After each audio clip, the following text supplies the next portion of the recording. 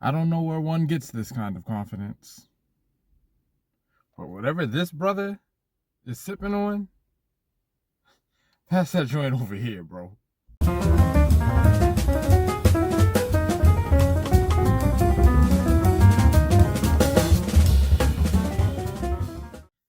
House of Ashur, season finale. I think this episode is titled Hail Caesar.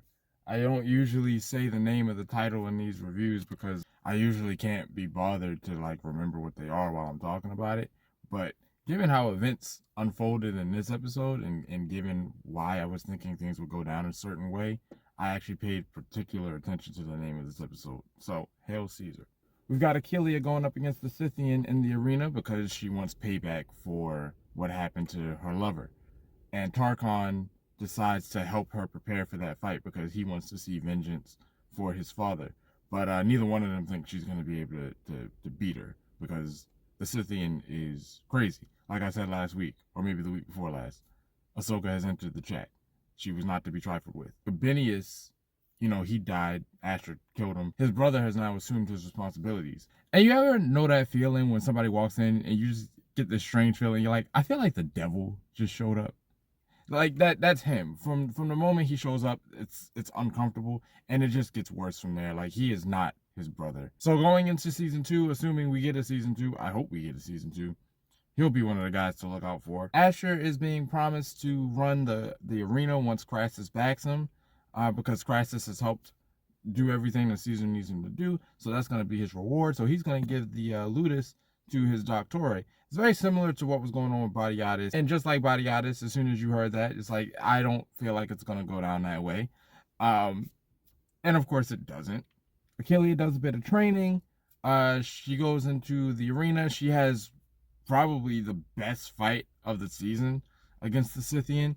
The joint it's brutal, it's tense. I mean, you pretty much go in kind of assuming that Achilea is gonna win and survive.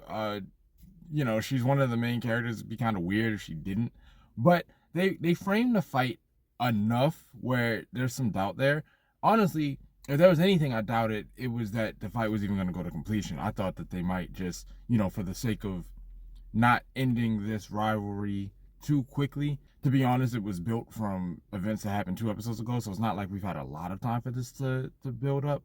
I thought maybe they might stop the fight because it went into the crowd at a certain point. So I'm like, okay, this is gonna get too chaotic. The guards are gonna pull them apart, much like a WWE kind of thing when 2 guys or 2 gals are just brawling unsanctioned, and we just need to stop this. But no, it went all the way to the end. Achilea won in brutal fashion. Turned that woman into Elmo, and that's all I'm gonna say about that. Jesus, fellas, if you're sitting with a lady and she claims to be an eater and she ain't open her mouth like that, move on. I was really impressed with Tarkon in this episode. He did do that turn around the bend that I was hoping for, where he finally lets this hate boner go for Achilea, because he needs to see justice for his dad. He just needs to see that. And Ashur, of course, has Achilea going up against her, so the best he can do is help prepare her for the fight. And you can see the beginning of their friendship, possibly their relationship, because that happens. It's a little weird given that that's your dad's woman, or was your dad's woman, but whatever. I didn't live in ancient Rome. Maybe these kinds of things happened. Sure. He did have a scene with his adult star, and she made a comment about his dad, and I think it kind of jarred him into realize, it's like, no, I really need to step up. I really need to stop being on bullshit and get myself together. And he separates himself from her. So I don't know if we're gonna resume that conversation next season. If she's just done now that Tarkon seems to have eyes for Achilea. I hope we can mine some of that drama. And of course, I love Ashur. I love Nick Terabay. I keep saying it. He keeps giving me a reason to love him. As I was watching the episode, I kept looking up to God, basically, and I was like, he's the bad guy. He's the bad guy. Help me remember. Ashur is the bad guy. But once he had his moment in the arena, once Achilea won, it's like you want to see him succeed, because he was just getting dogged on all season, but also in this episode. Gabinius' brother is like, oh, I know he lets you sit in the pole for this, but this is for real Romans and all this other kind of stuff. He's just so standoffish and he's condescending. These are some of those multi-layered character arcs that I feel like the show was at times missing, because Achillea's victory is a victory for Achillea. One, she survived, so that's a victory in itself. Two, she killed the woman who took away her lover. But in doing that, she gave justice that Tarkon was looking for, and she put Ashur in a good position. This monumental moment marks a shift for several characters, which is how it should be. So Ashur's back at the Ludus. He's enjoying his victory. Caesar's there. He's talking to Caesar. He's like, hey, yeah, so I have some plans for the new arena. Caesar sent his woman away. Messi and Hilera had kind of like a, I'm not gonna lie, like a subpar goodbye. That's one of those things that I was like, I feel like Messia leaving the house because she's become disillusioned with the things that go on within it should have been a bigger deal. But I just don't think that side of the story was cooked enough. So she's gone. Caesar's about to leave, and Ashur's like, yeah, so here are my plans for the arena and blah blah blah. And Caesar's like, aha, yeah. So Crassus, he doesn't feel like doing that. Actually, he's just gonna buy up a bunch of villas and do something with that, rent it out or whatever. Apparently, Crassus is going into real estate, so there's that. And Ashur's like, excuse me? And Caesar's like, yeah, sorry, we got to change the deal. But thanks for your service, though. And Ashur's like, what do you mean, thank you for my service? What? No, you promised me something. I did everything you need me to do. Give me what you owe me. And Caesar's like, bro, you're small. You don't tell us what to do. And then the show just decides, since we're telling an Elseworld story anyway, fuck it. I guess Ashur can just kill Caesar in a fight that, first off, the things Ashur does in the fight against Caesar, bullshit, okay? I'm calling bullshit. Ashur is not like that. But the show decided that Ashur's like that, and to be honest, the fight in the fiery Ludus and all that was kind of cool, so if I gotta put up with a little bit of deception for the sake of the story, it is what it is. I told y'all, I don't require a whole lot out of this show. I've been giving it grace the entire time. I'm not gonna stop now. That fight was cool. As much as I was saying Ashur can't move like this, Ashur's not that strong, Ashur's not that skilled. Apparently Ashur can scrap with Caesar. Apparently Ashur can body slam Caesar. Apparently Ashur can fight off multiple people, Caesar included, because he's just like that. And apparently Ashur can kill Caesar. Caesar's dead. Like dead. Like definitively. Like Ashur bashed that man's face in. I guess we'll see you in season 2 if we get renewed. And then credits. Huh? I don't even know what you say after something like that. Credit for the balls. That's what you say after that. You get my support just because you had the nerve.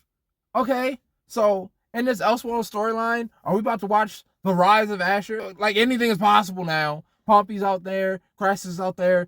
The triumvirate is not a thing now because one of the members is dead. So are we going to make a new triumvirate where Ashur's in the middle? Is Ashur just going to slowly dispatch Crassus and Pompey because he's got beef with both of them now? And we said fuck history, so we can do whatever we want, I guess. So why not? Why doesn't Ashur just take over Rome? Why doesn't Ashur just kill Augustus? Not Augustus. That's not what I meant to say. Why doesn't Ashur just go kill Pontius Pilate and then he could take his place? And then when Jesus is on trial, he could just say, I want him crucified. Why don't we just insert Ashur into all of Roman history now? Because apparently, fuck it. I thought it was a great episode. I thought it was a great way to end the season. I think they took full advantage of their Elseworlds premise. So we're going bonkers at this moment. The show has not been renewed for season 2. I hope it does get renewed for season 2. But if it doesn't, I say this skeptically because I don't want this to happen.